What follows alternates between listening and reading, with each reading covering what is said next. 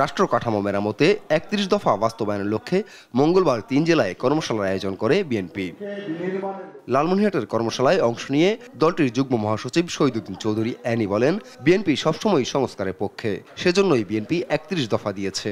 নতুন শাসন ব্যবস্থা তৈরি হবে, সেই জন্য একটা সংস্কার আলোচনার উদ্যোগ তারেক রহমানের নেতৃত্বে গ্রহণ করা হয়। আজকে হয়তো অনেকেই বলার চেষ্টা করেন বিএনপি শুধু নিজের নির্বাচন প্রক্রিয়াটাকেই প্রাধান্য দিচ্ছে। কুড়িগ্রামের কর্মশালায় অংশ নিয়ে বিএনপির ভাইস চেয়ারম্যান শামসুজ্জামান দুদু বলেন, প্রধান উপদেষ্টা ডিসেম্বরে নির্বাচনের কথা বলেছেন।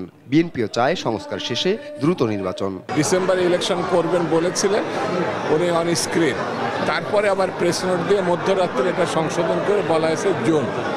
ডক্টর ইউনূসের কথাটা আমরা পূর্ণ ব্যক্ত করছি, কারণ এটাকে সমর্থন করেছে এই সরকারই আমাদের সরকার।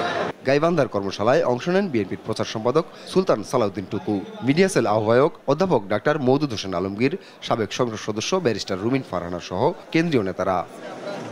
3টি কর্মশালায় বিকেলে ভার্চুয়ালি যুক্ত হন বিএনপির ভারপ্রাপ্ত চেয়ারম্যান তারেক রহমান। আপন অপু, নিউজ ডেস্ক, দেশ টিভি।